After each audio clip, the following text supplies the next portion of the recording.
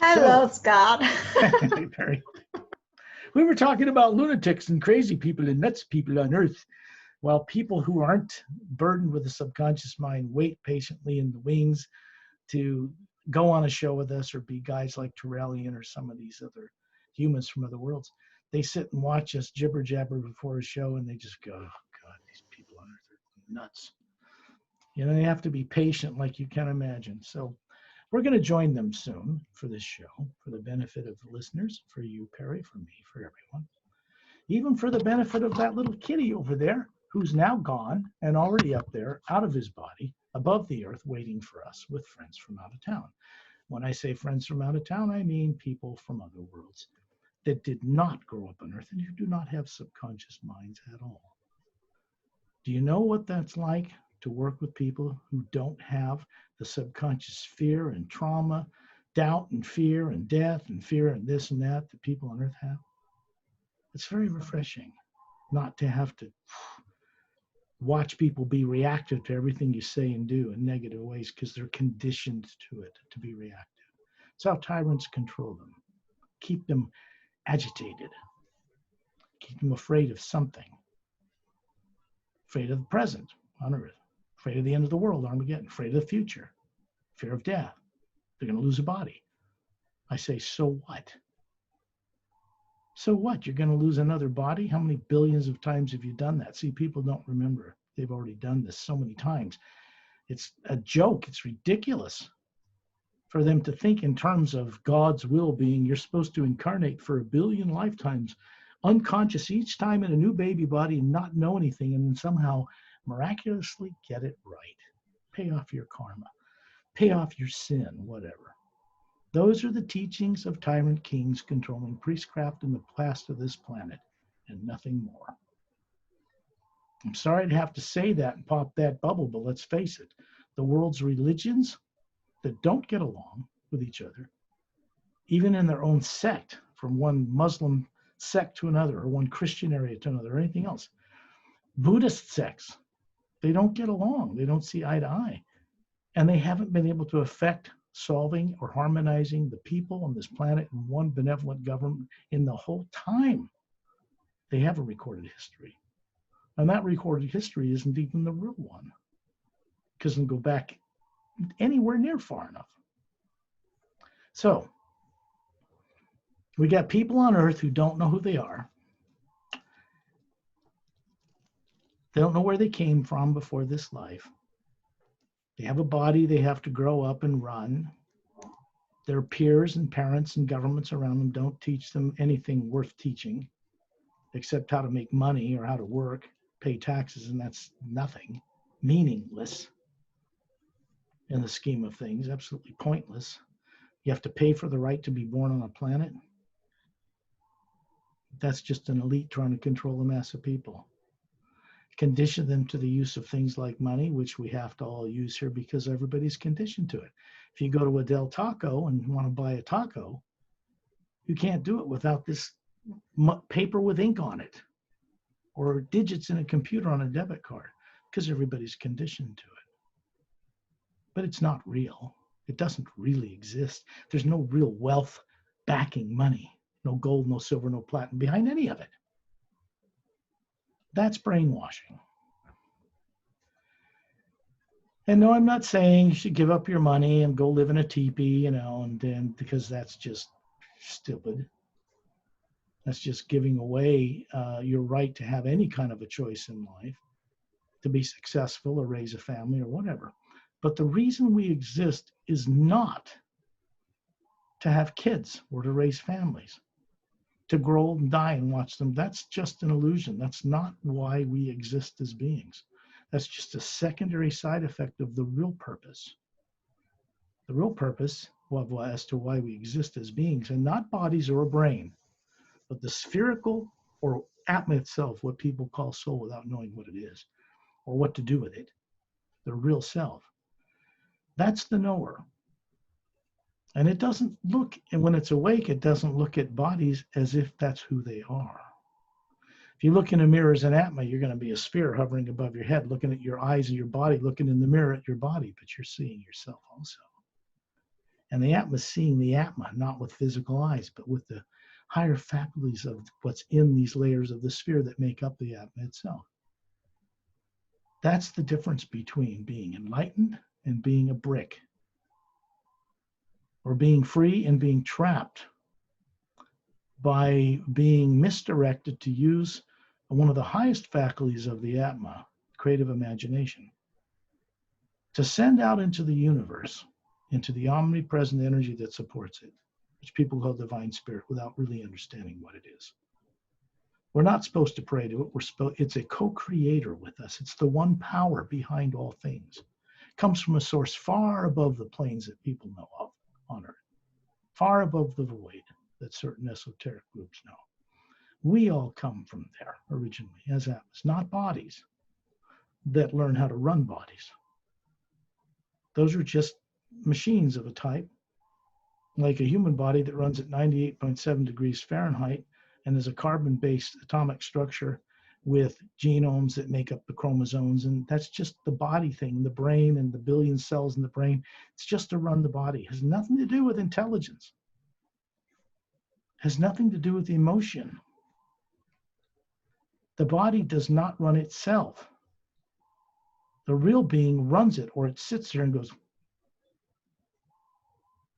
and drools, won't do anything. Brains don't run themselves. When a baby breathes its first breath, the Atma, usually compelled through unconscious misdirection, will seek out another body when they've lost one, and they'll want to start running another body to have more experience, because they believe that by doing that, having another body in a lifetime to grow up with no memory of anything that happened before is some kind of a grace from the divine. It isn't.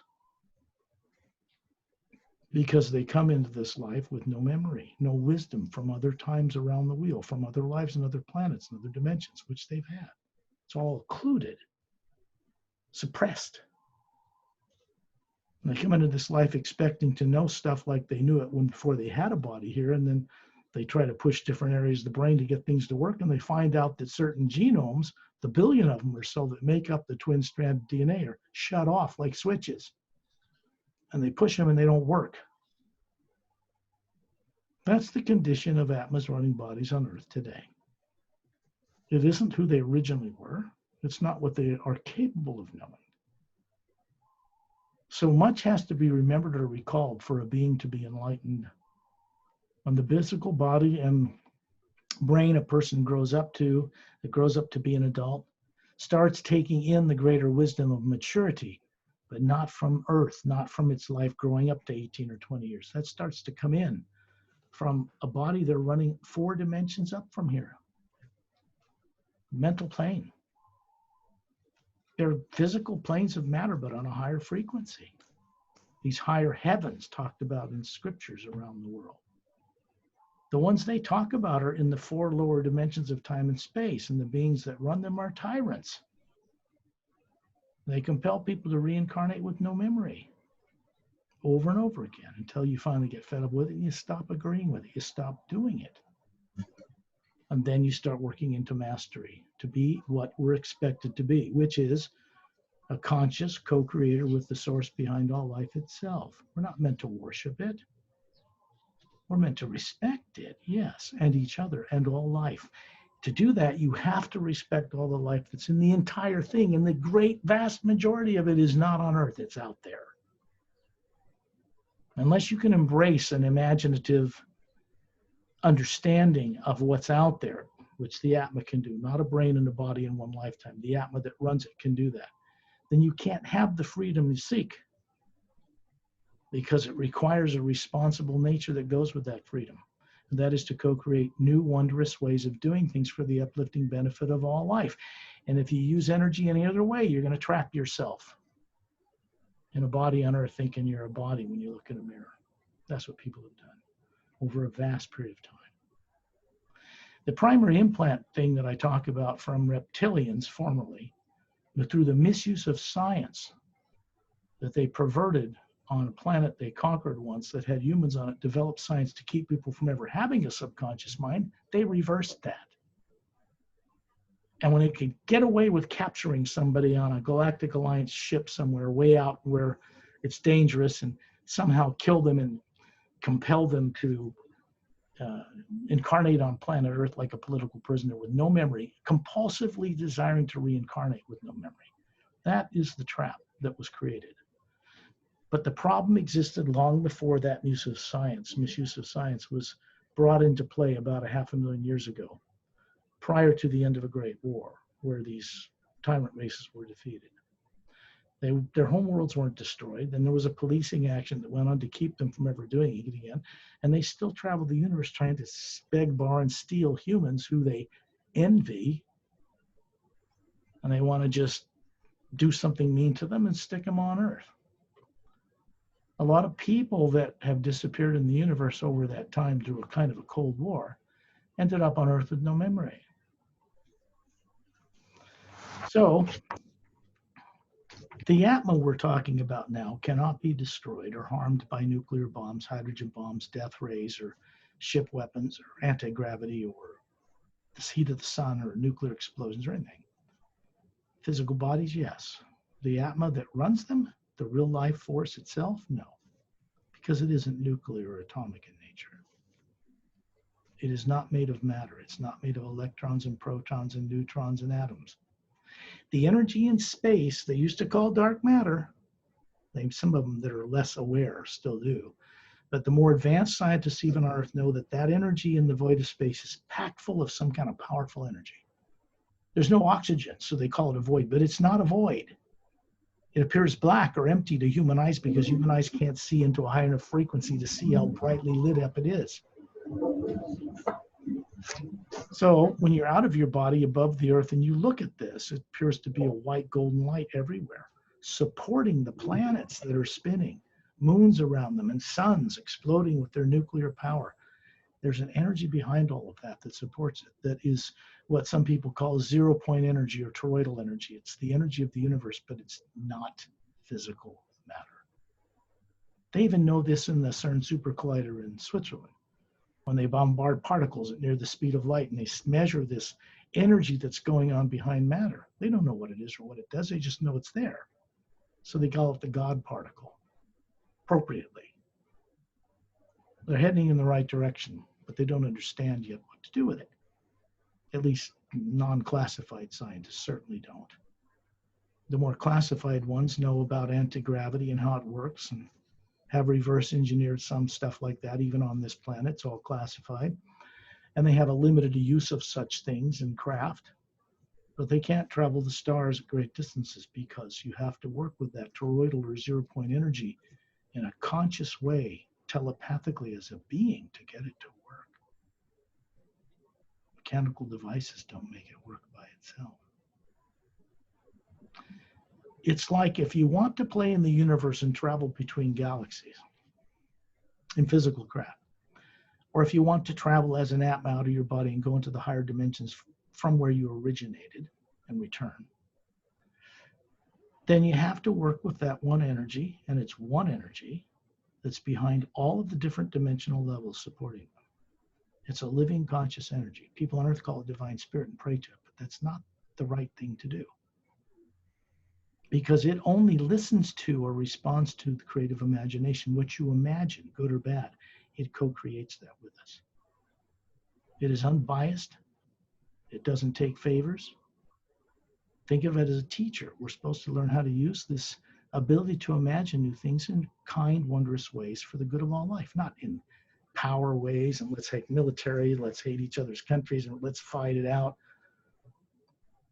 That forced that one power.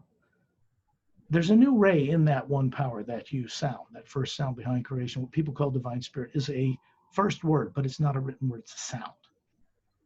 And it doesn't come from the physical universe. It comes from the planes above it, beyond their understanding of physical matter and physics and energy equals mass times the speed of light squared and all that stuff. That's just physical universe stuff. The speed of light is not limited to 286,000 miles a second. And they know that, but they say, well, that's what human eyes can see, so that's our limit. They put that limit on themselves. As long as they think that way, they can't work with energies that would take them across the galaxy in an instant, can they? No. Because this one power that could take them across the galaxy in an instant through a craft that's properly designed, etc., only works with what we imagine in it, no more, no less. So beings that really are advanced know how to work with that energy, and they respect it. They build craft and use energy that doesn't pollute, doesn't send radioactive particles out a tailpipe like they showed on Star Trek with warp drive and radioactive cores 2,000 years in the future. That's not even feasibly practical. Why would we want to go out and pollute outer space with such things that if they get out of their lead-lined containers, it kills everybody on the ship? That's absurd. It's backward thinking, upside down and inversed, reverse. It won't get anybody anywhere else and never will. There are fail-safes built into creation to prevent that, especially now.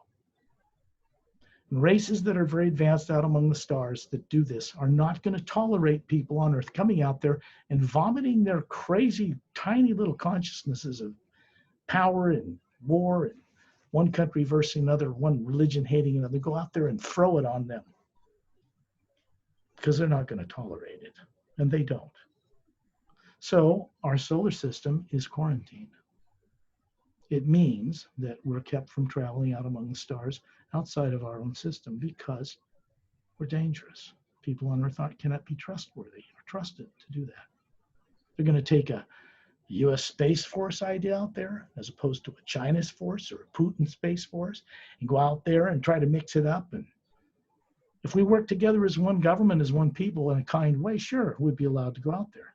They'd even give us the technology to do it. But not the way we are on Earth right now. So as I've said before, and I'll say it again, we don't have a future in space travel the way we are. Rockets won't get you anywhere out in space in any practical way. 2 years back and forth just to Mars. Living in a tin can, rocket propelled. Without artificial gravity at a minimum, which is classified, they probably could do it. You're never going to have a human being survive such a long journey in zero gravity on a ship. So they're thinking about building these ships with these spiral circles in the center running around to create a center of gravity. That won't do it either.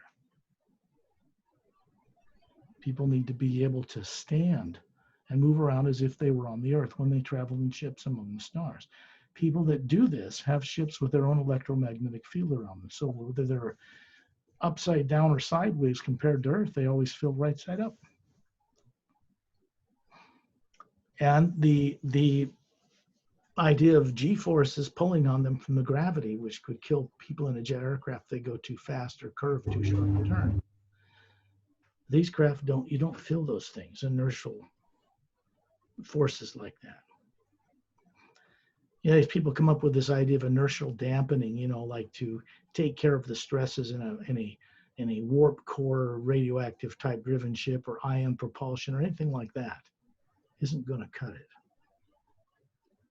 It's not going to get us anywhere out there.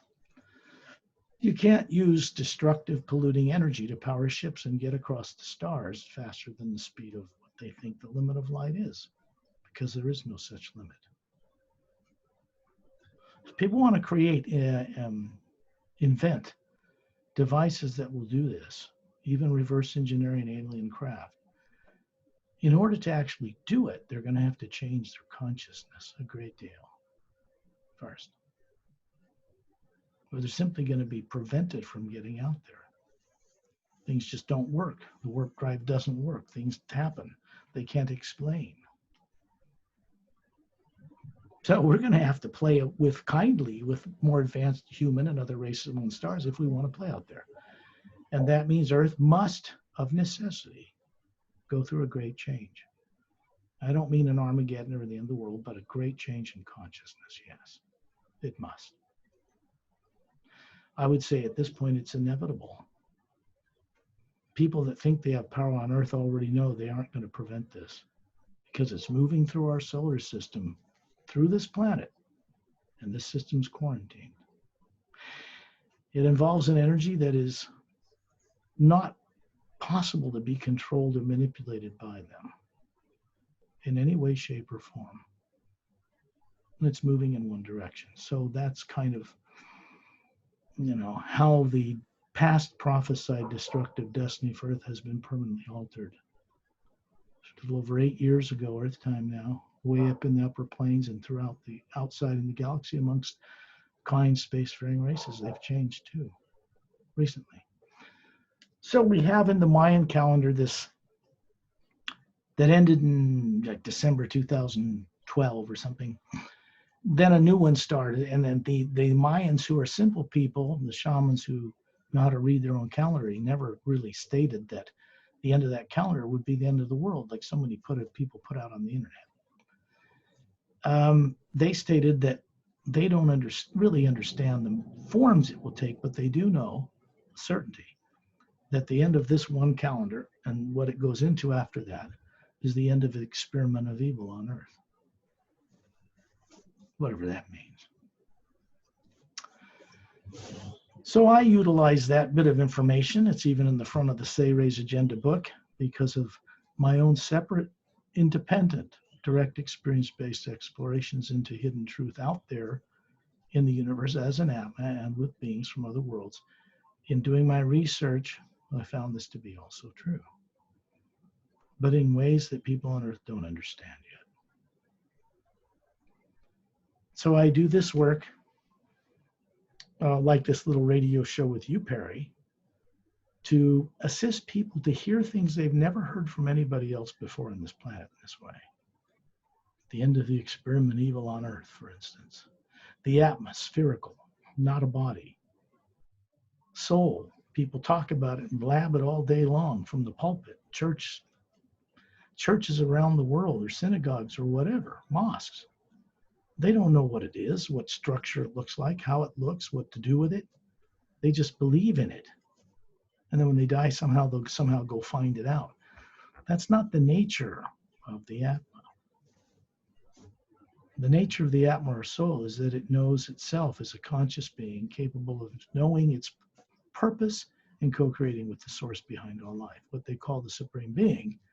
I don't use that word because supreme means tyrant, master, lord, governor, owner of people, all things. That's tyrant teaching to control people, to keep them ignorant. Like, the Supreme Being's so far away from you, you can never know it as a human being. You just have to believe in it. This is wrong. This is not true at all. We're meant to not only know it, but how to co-create with it. This is the truth. It's not really taught on this earth yet, but it is in hundreds of millions of other worlds. We are the ones retarded and lagging behind them, not the other way around. Okay.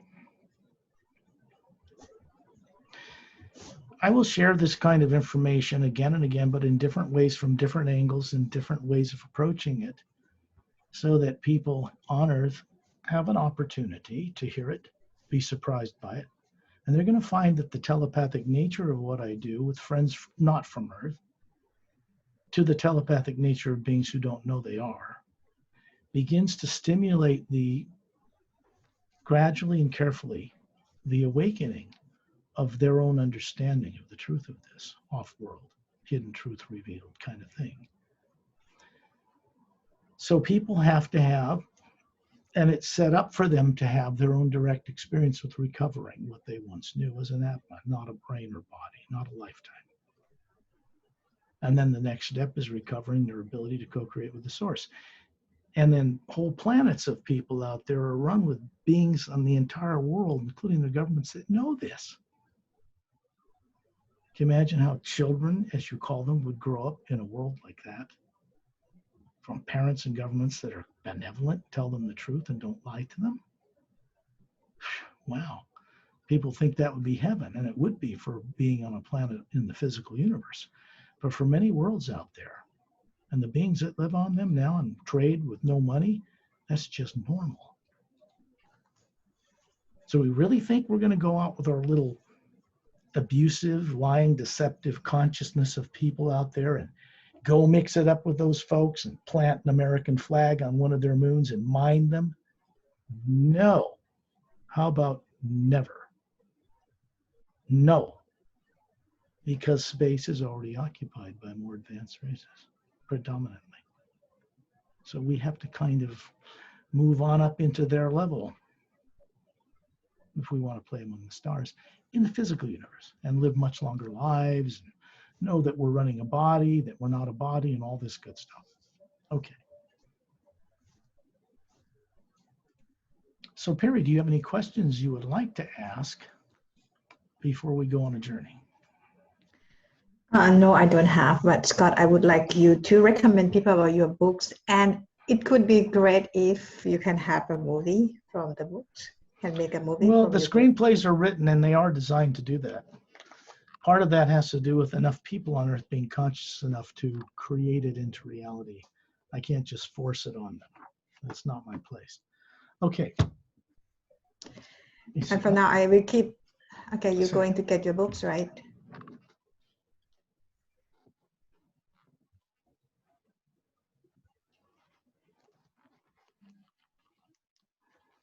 Okay.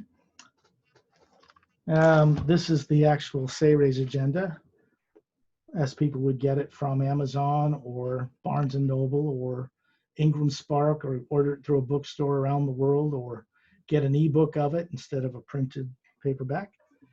Now, this is original artwork created by a very fine artist I hired and worked with him cooperatively, diligently, closely to make sure that this is accurate. So this is actually a scene from the book. This is the planet Saturn in our solar system. This is a mile long. This smaller, cylindrical or cigar-shaped spaceship has a control bridge on each end, and these little galactic scout with the 3 semi-spheric pods underneath, their own electromagnetic field like this has, are entering the ship here. And they're actually going in through the metallic hull by changing their molecular time rate up so they can move through the molecules of the ship, go inside, lower their time frame, molecular time rate, done through the electromagnetic field, and then land in a launch bay area. So these ships don't have open launch bays. These chunks you see here are all water. They make up the ice rings of the planet Saturn in our solar system. This ship is stationed there permanently to help police and manage, keeping tyrants out of our system now, so Earth has a chance to really change for the first time. All right, now that's part of something that people don't know about on the internet yet or out there, because they're still working, many of them 20 years ago, about abductions and little grays and reptilians and bases underground. It's not true anymore. It hasn't been for 20 or 25 years. So people are still promoting a lot of fear, trying to get truth out in the UFO, extraterrestrial disclosure communities.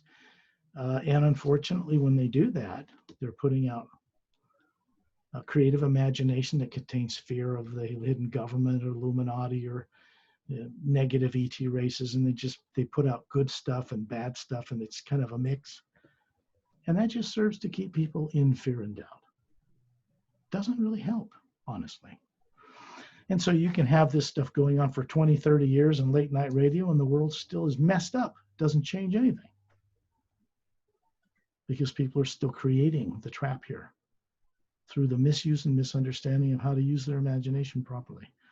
So this work is about correcting that. On the back, this is Mark Sandfield.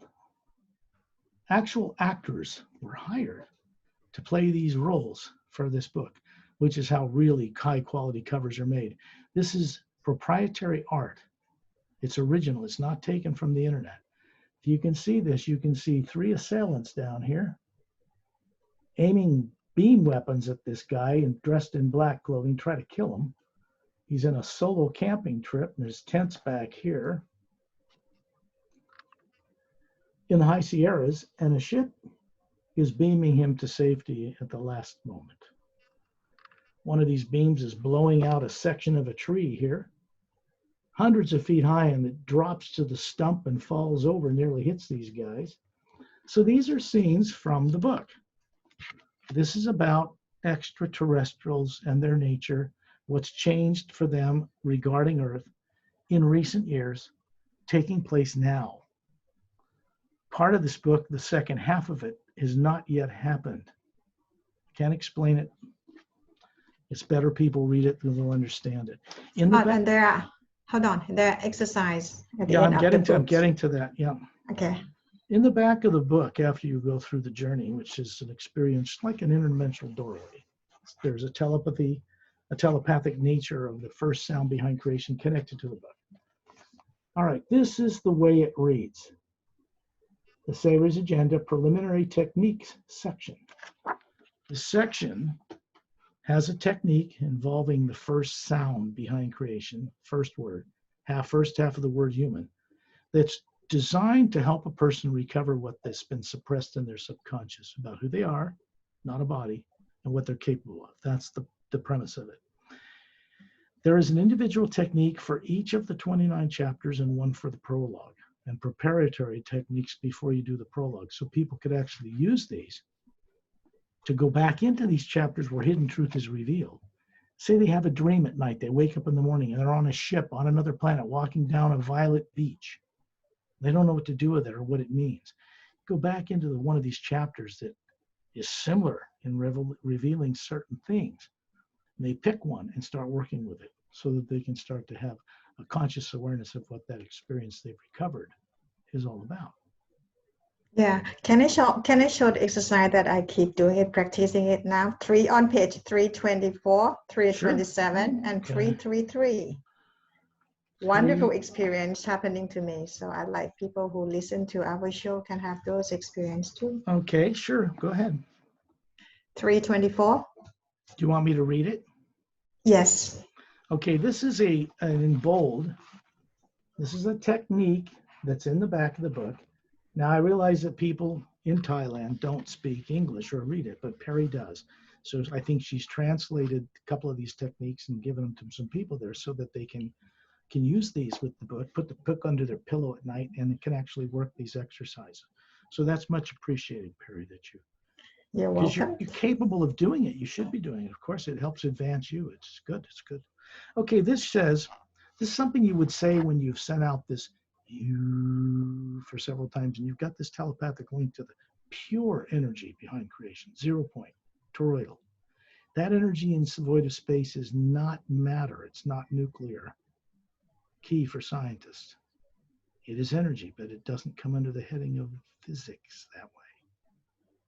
And you have to use that energy if you want to get around the laws of physics to travel. It's very simple. It's required. So after a while, you would send this out into that energy, which is a living force. By the way, in space, out there where this void is, this blackness that people think is black because human eyes can't see it, you get into the Atma, leaving the body and looking at it as a spherical being, can see it as a white golden light everywhere, packed with energy. Can actually see it. So instruments on Earth that human eyes can't see can also detect it, but not necessarily show it on a movie screen or a computer monitor. Show it as frequency and energy, maybe. Hollywood can do it and show it what it looks like today. And I plan to do that. So we,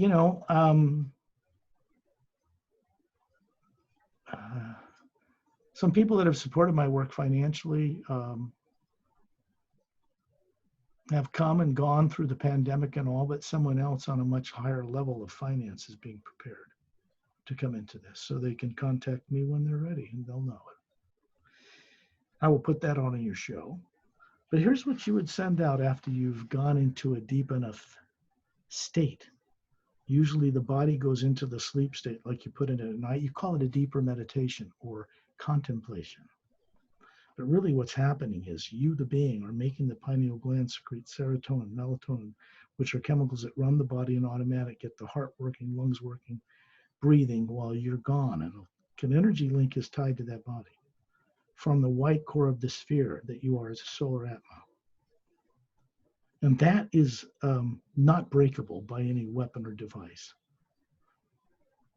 So you could be out of your body as the Atma moving around and run this even from above the void for short periods of time and then come back to that body and wake it up, just like you do every morning when you wake your body up. Same thing.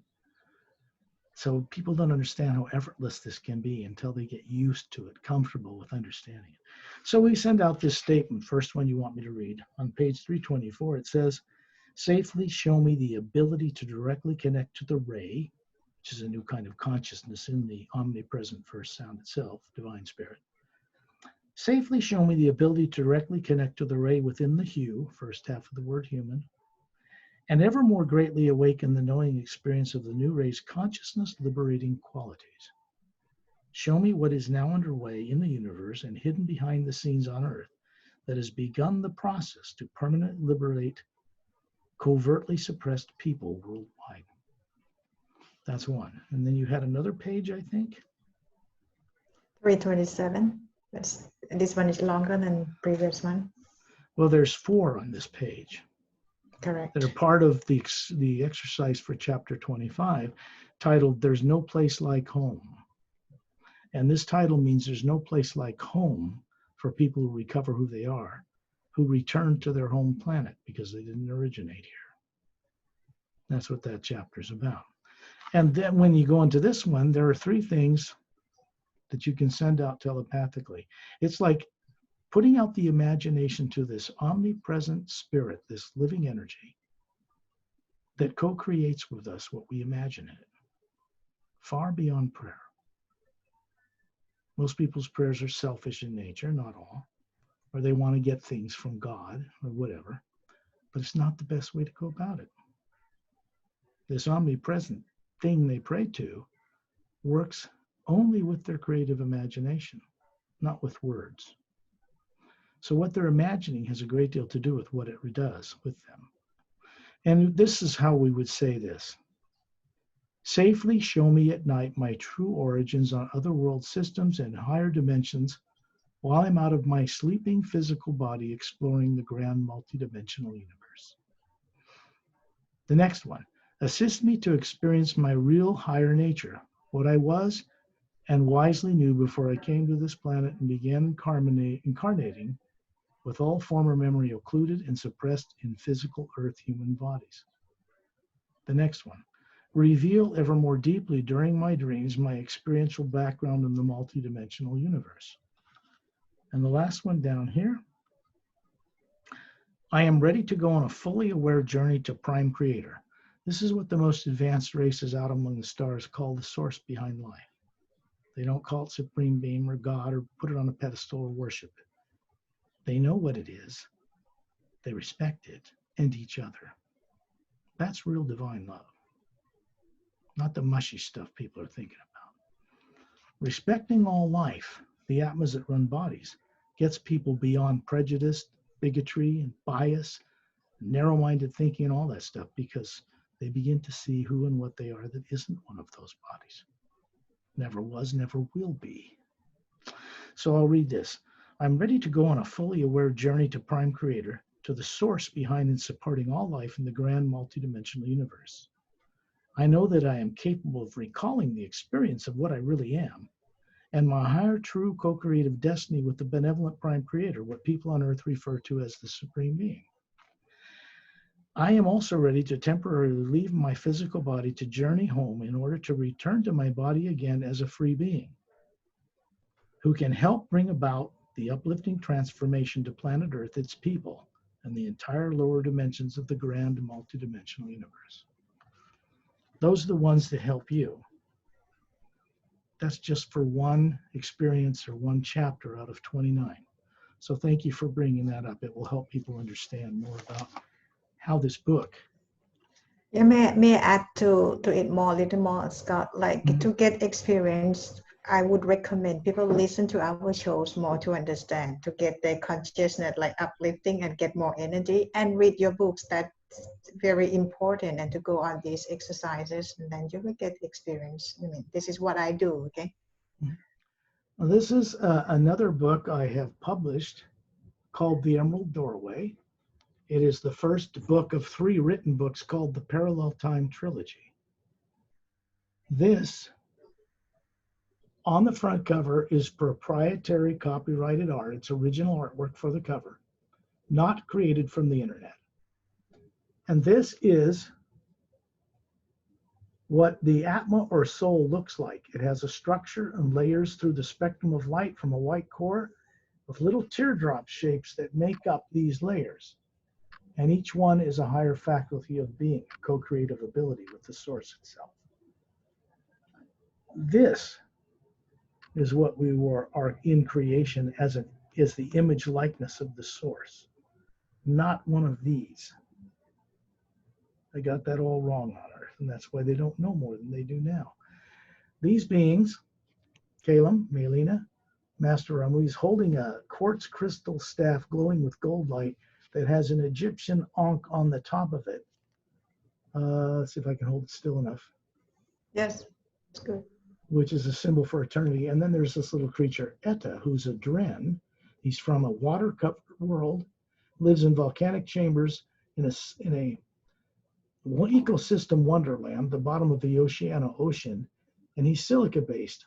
He has little dexterous hands and feet, like a human, but his tail glows like crystal opal and bright sunlight. And this silica-based creature is telepathic. He has a photographic memory.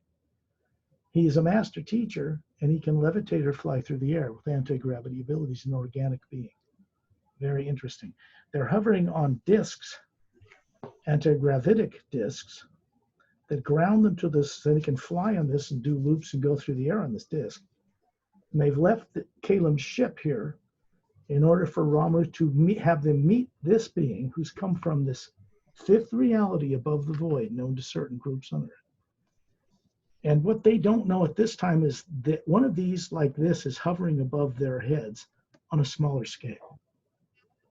Down here as the new landmass is formed, this took place 100,000 years ago with the last polar flip of the poles of Earth. And so these people were worried about how all this dead people, what's going to happen to them. And he reveals, as does this, what's called the Ancient One here, that those beings are not dead. Bodies, yes.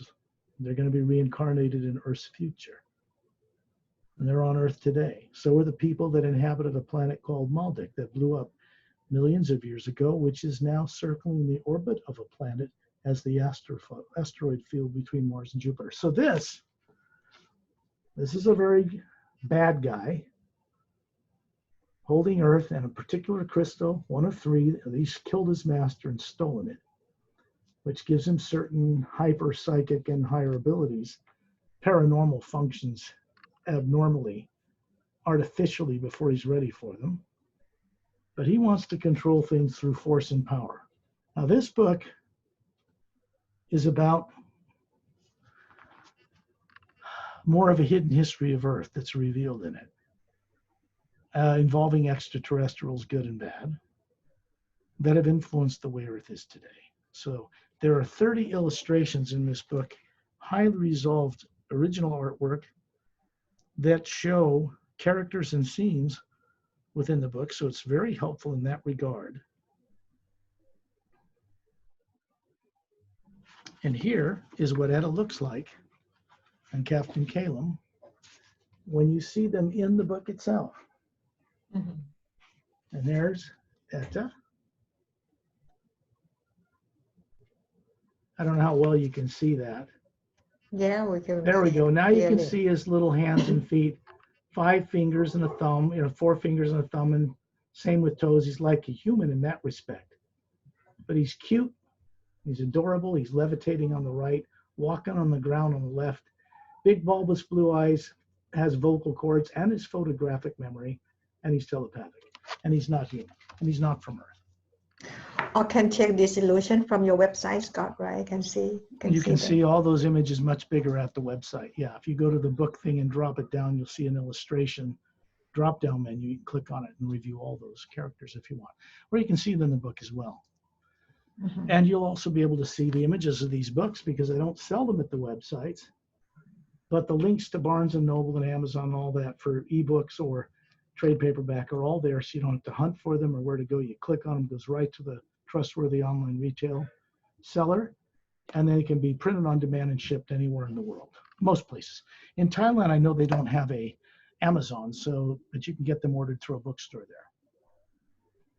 Because the Ingram Spark, which is somebody I contract with, distributes books to bookstores around the world. But unlike Amazon, which can print on demand and ship books from Amazon in different countries, so that shipping cost is, low enough to make it practical.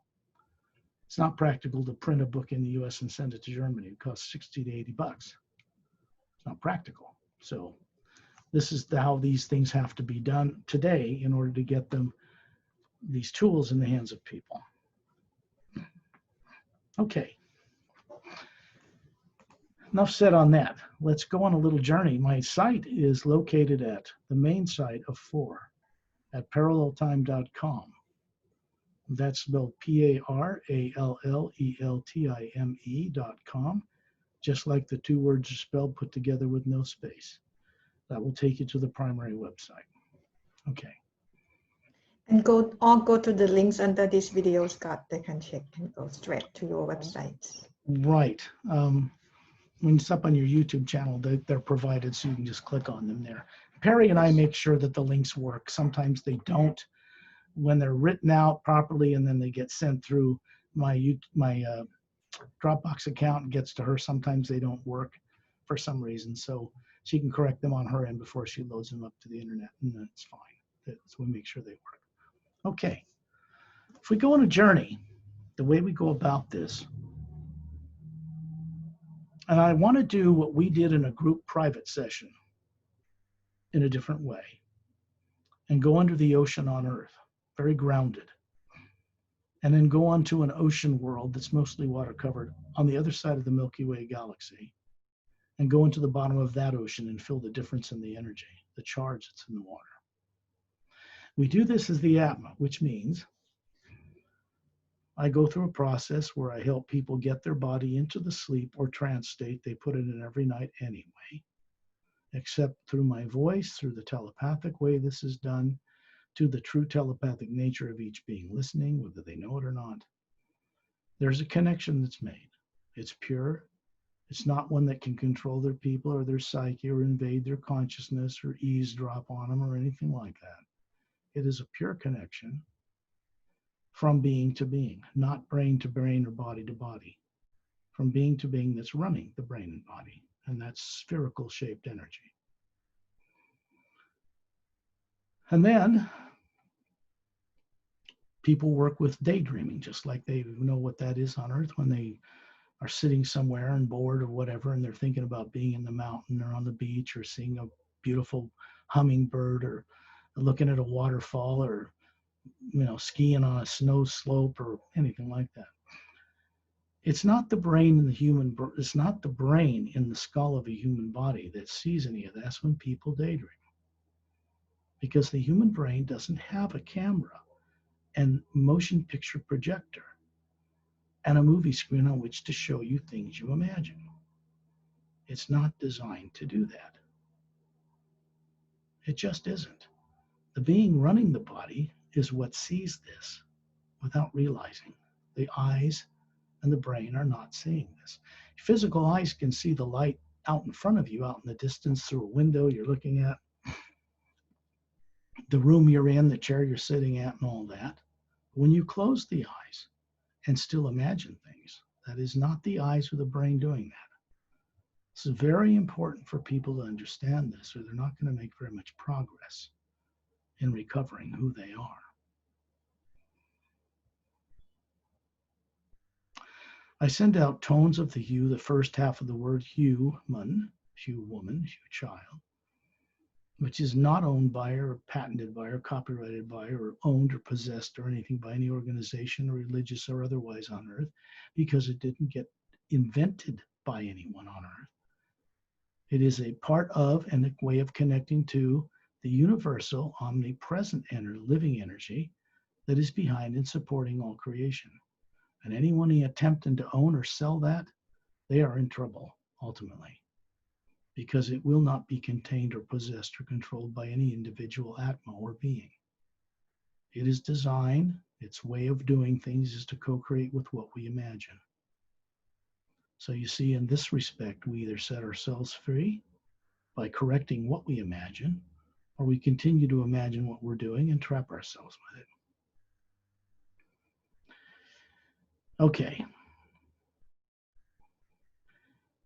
I'll send out these tones and it will assist not only your physical body to go to sleep while you remain consciously aware of my voice and what we're doing, but it will help your astral form in the next dimension where you have a body you're running. Many of you, some of you know that you do, many don't. You also have a body in the causal plane, the next plane up the mental, the etheric, more refined, less negativity mixed with the positive and negative energies that support the lower dimensions of time and space. Behind that duality, that illusion of good and bad, is one energy that's supporting all of that.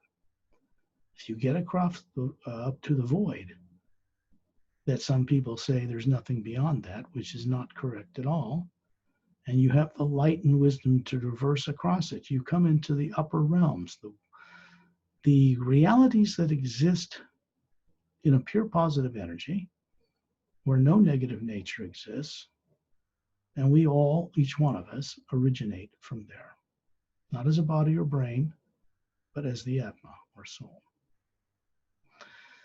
Now we'll begin those tones because it will help you all get those bodies to sleep on all those levels, your so-called higher selves, so that you, the spherical being that's running them, can go on a journey as a whole being without being concerned about the safety and normal living characteristics of those forms.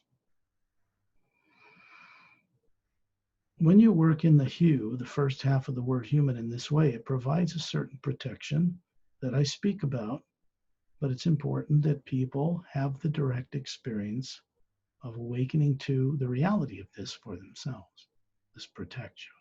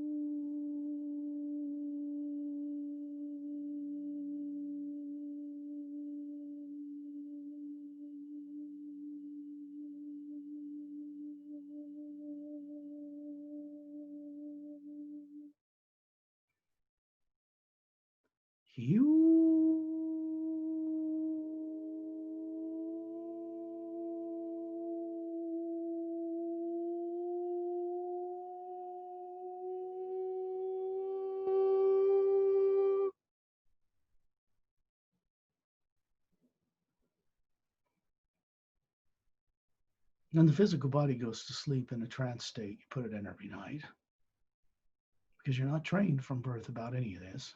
Most people, a great majority on Earth, are not. They don't have any comfort zone or way of being confident with the proper utilization of the creative imagination to travel the multiverse, to know things for themselves. Physical body and brain on Earth is limited to knowing a very small band of what's out there to know. The Atma running it can know any of it or all of it, and can, as needed, download a greater wisdom and intelligence capability into the physical brain body that you have on Earth. It takes some adjusting. This is done through the pineal gland in the center of the brain. It is the way the being leaves the body and controls it or runs it from a distance. It's one of the greater secrets about how to be a free being and recover true free will. The body in the sleep state could hear a noise outside or a bird twittering in a tree, but at the same time, the body is still asleep. With the eyes closed, the eyes are not seeing light in the physical earth world, and that part of the brain is turned off. When you see yourself hovering above that physical body as a luminous, spherical shaped being or soul, the white radiant core, and layers of the entire spectrum of light, the next layer, a certain thickness with teardrop-shaped little faculties in it, is of a yellow nature, and the next layer is orange. The next one is green. The next one is blue. The next one is lavender. The outer one is violet. And then there's a golden white light around you that's being created from the white core. This is what we really look like as an Atma, or living soul. It is energy, but not nuclear or atomic in nature.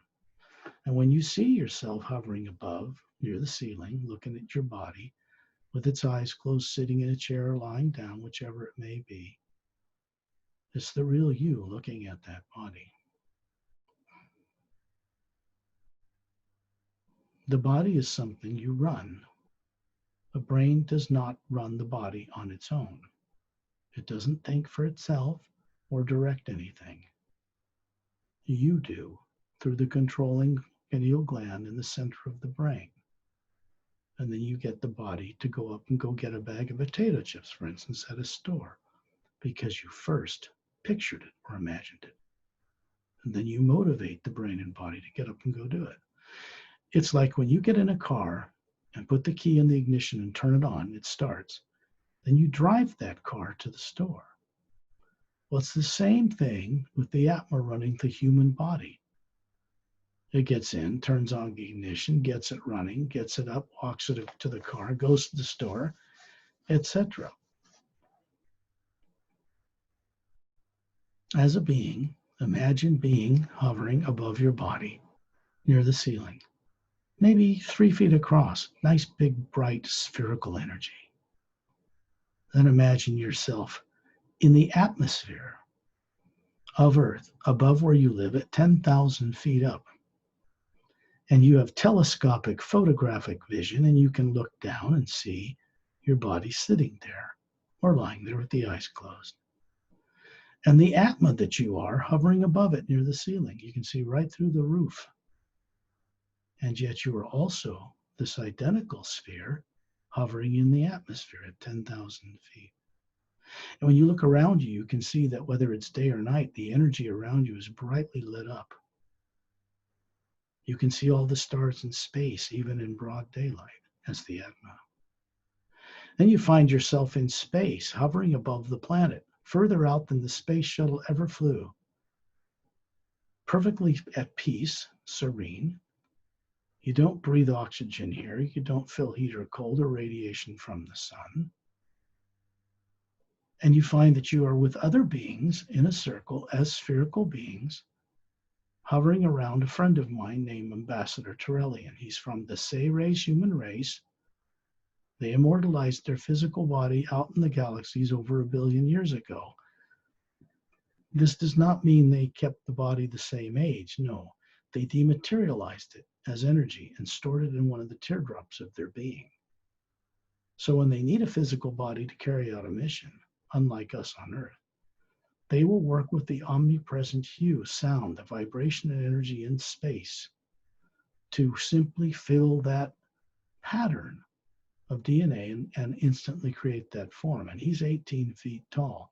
This is a race of humans that were vastly taller than humans on Earth at one time. 18 to 25 feet.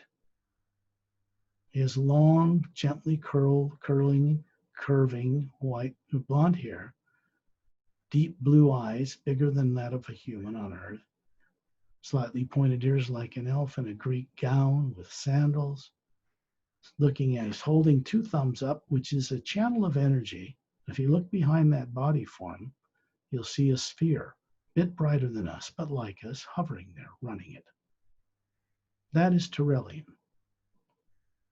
Then you see yourself, the physical body you're used to on Earth, at about 36, prime adult, perfectly healthy, vibrant, trim, standing there in front of the spherical being you are. This is an energy projection that looks human, that you're projecting in space so each of us can see each other. Kind of a representation of your personality or the unique nature of your being. And Turelian is channeling a white golden light through his thumbs, and it's entering the white core of your being, right through the pineal gland or the center of the brain, so to speak, of this energy body. And it's going into the white core of your being that's running it and making it a little brighter. This journey is more grounded to Earth in some ways.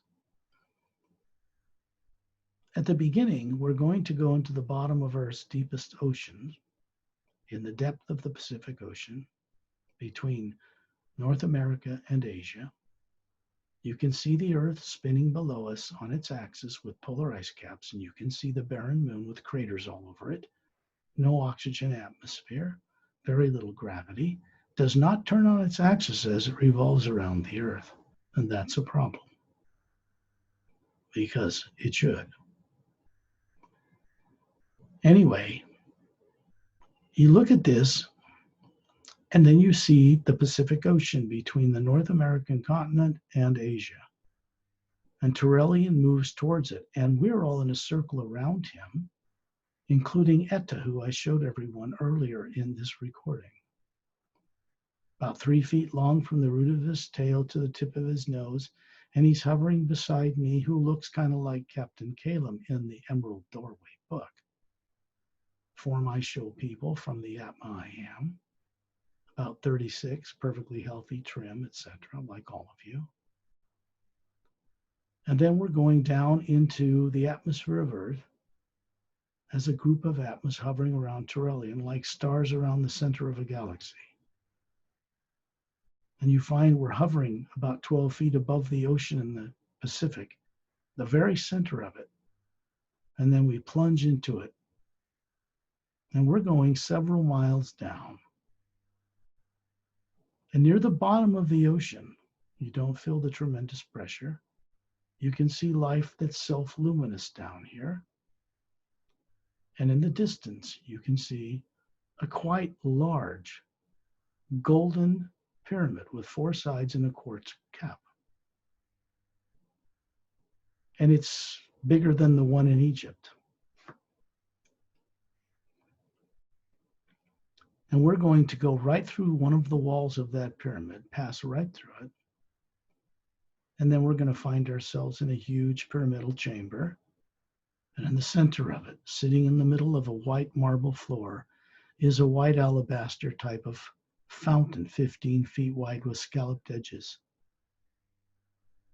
A cylindrical support on a square base, and a kind of a white marble seat that surrounds it.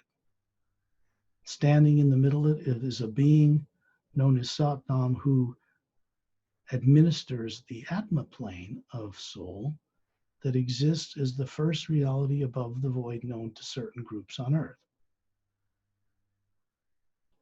And this is a statue that represents this being who is, I don't know, 5'10" maybe, bronze-skinned, bald head, looks like he's from India, as a physical type. 2 gold bracelets on each of his upper arms, a white tunic kind of skirt or dress from his waist down to above his ankles, his bare chest strong. And his hands are at his sides with his palms facing forward. You can see a white shaft of golden light emanating down through the top of the quartz cap of this pyramid from somewhere in the upper universe.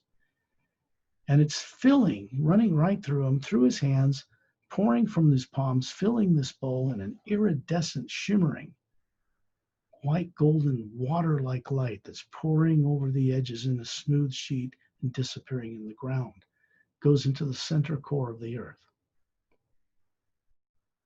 And it's also moving out through the 4 walls of this pyramid and passing through each one of you on its way. Now, this is the hue itself, the new ray of consciousness in it that is designed to retire evil as a failed experiment in the lower worlds of time and space and in the beings that have propped themselves up as a supreme being demanding worship. This kind of thing is changing. And it is connecting to a pyramid on the other ocean. You suddenly find yourself hovering on the bottom of the Atlantic Ocean, several miles down, and you can see in the distance another identical pyramid. It's doing the same thing. And suddenly we are deep in the Himalaya mountains, inside one particular mountain, in a big hollowed out chamber, and in it, sitting on a white marble floor, is a third identical pyramid. And the energies between the 3 are connected. And the 3 quartz caps are connecting an energy that come up above the earth into one beam that continues upward, far beyond the lower dimensions of time and space. And then the energy you can see is moving out through these pyramids, through the crust of the planet, through the atmosphere, where it continues out into space and connects with an even larger pyramid like this that's floating stationary between 2 asteroids in the asteroid field of our solar system that circles in the orbit of a planet between Mars and Jupiter. And then it moves out from that pyramid all the way out in between the next closest star and our solar system. And there's one floating in space. Then we find ourselves above the entire galaxy called the Milky Way, looking down on it. And you begin to see how these pyramids are appearing between each star in our galaxy, and they are turned on. This has never happened before. They are existing structures in the lower dimensions of time and space, but they are not made of physical matter. They can exist within physical matter. You could see them. You could go in them and derive benefit from them. But they cannot be harmed or destroyed by weapons or technology known to anyone on Earth or any planet, or by anyone in the lower dimensions of time and space. They cannot be affected in any way, shape, or form. And they're moving energy in one new direction. Find yourself above the Earth, looking on down on it, the polar ice caps and the barren moon. And then look out into space, and you'll see Torellian is pointing out there. We're still circling around him. And you see way in the distance a kind of a blue star flash brightly in the solar system. And then it opens a doorway, a tunnel of blue-green light that looks like water slowly revolving in a clockwise direction. And we find ourselves suddenly darting through that opening, moving through it. It's transparent. You can see millions of stars passing by, and then we come out the other side, and we're hovering in space above a planet 4 times larger than Earth, completely water covered, no polar ice caps. Several moons the size of Earth out in front of it, and in the distance, a binary star system. 2 suns, one larger, one smaller, and a solar system revolving around it.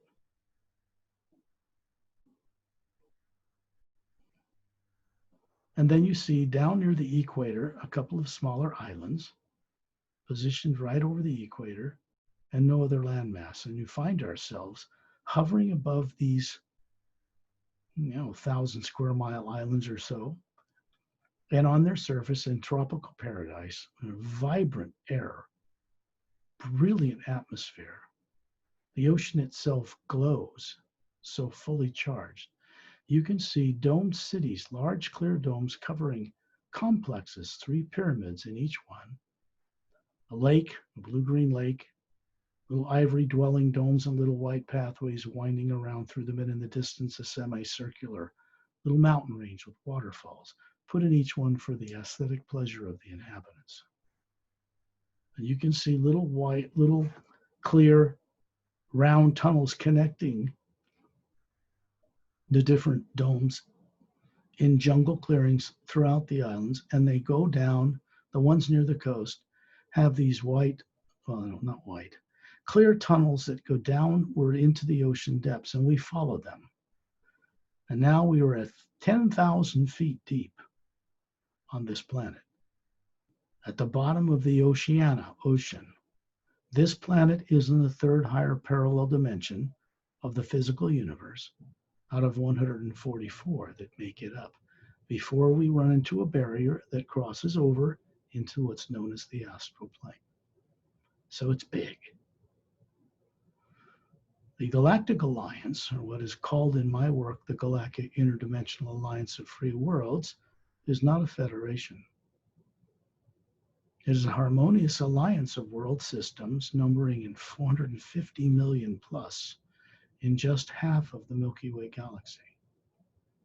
But they exist on a number of parallel dimensions, not just in the one you would see through a Hubble Space Telescope image of the shot of galaxy or galaxy in space.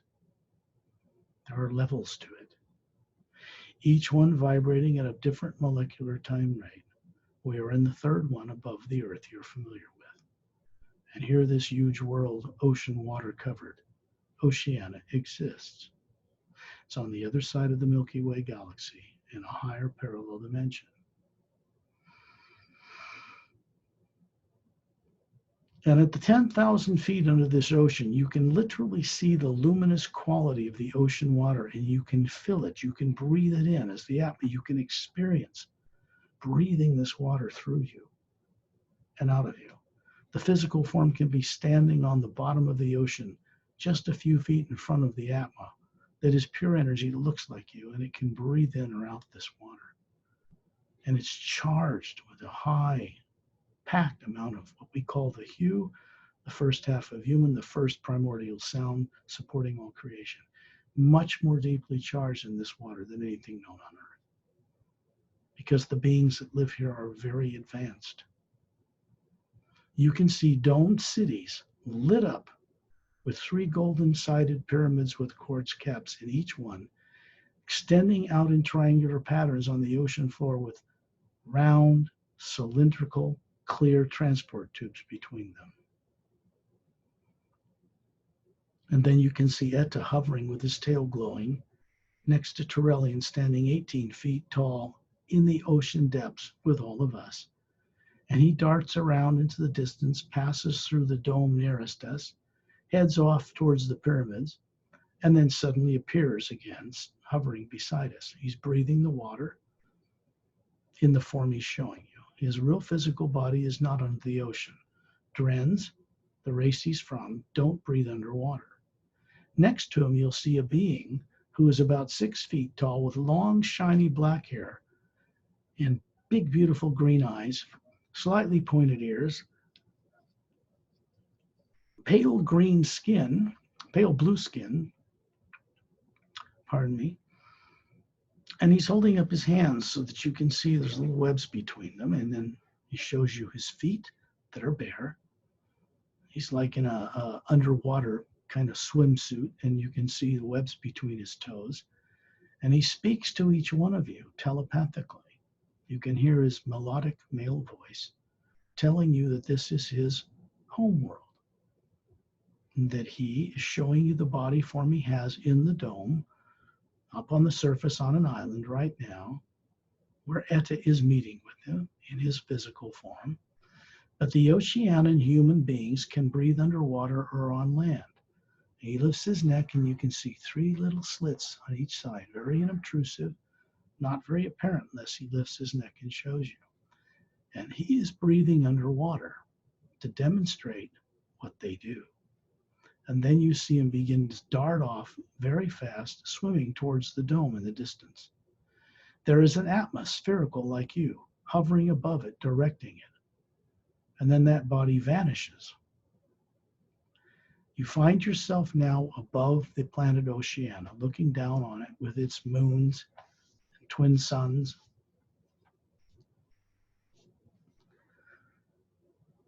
In space, looking at the billions of stars in the Milky Way galaxy on the other side of that galaxy. And there's Turelian, hovering in the center of all of us, hovering in circles as spherical beings around him. And there's Etta, smiling, 2 thumbs up. I'm giving you 2 thumbs up. Turelian he's much taller than me, of course. And this is a channel of the hue to give you consistent encouragement and support to unravel this tight subconscious knot of misdirection you're all suffering from on Earth. And you have to request that they assist you to get this done. You're going to see some other beings appear now from the Galactic Alliance. They are human like us, male and female, showing you body forms in front of Atmos that are appearing in a circle in between Turelian and us. And 2 of them, male and female, are approaching each one of you on this journey. They are human beings from another world that didn't grow up with subconscious minds. Governments didn't lie to them. There are no religious problems on those worlds. These people know what they are that isn't a body, so they can best assist you to be free of misdirecting subconscious terrorizing programs many of you don't even know you have. They will only work with you if you request it of them. They will never force anything on anyone.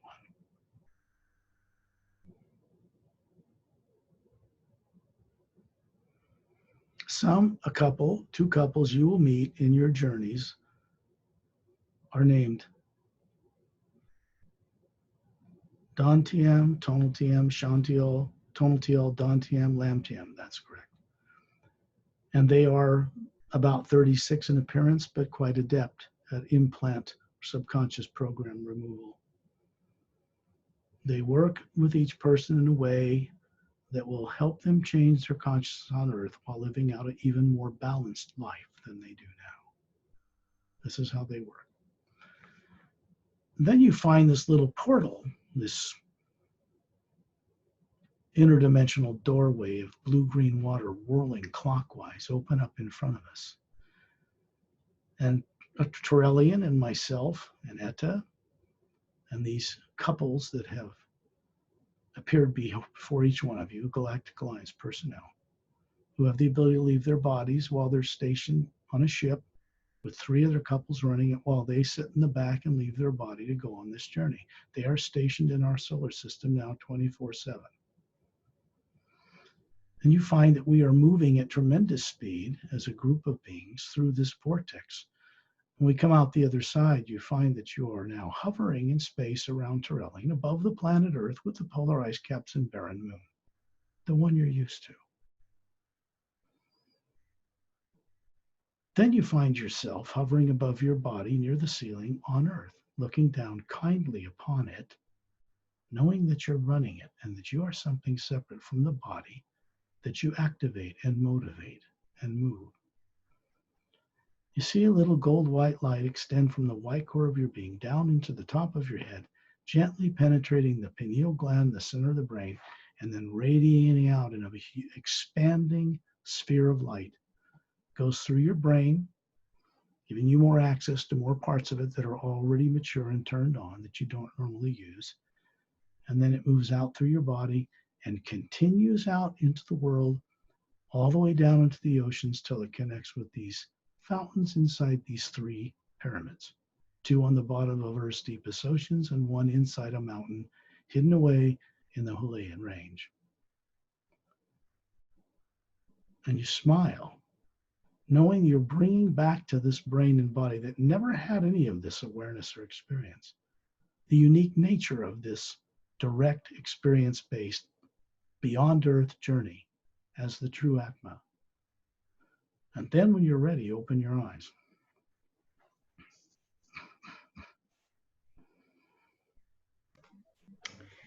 Thank you for the journey, Scott. Wonderful, as usual. You're very welcome. I would suggest that people endeavor to find this video recording up on Perry's YouTube channel and go on the journey a second time when you can put a couple hours aside, an hour and a half or 2, where you won't be disturbed by anything. Get a nice cup of tea or iced tea or something. Relax, lay down, start this recording, put on some headphones, some way to hear it without being disturbed.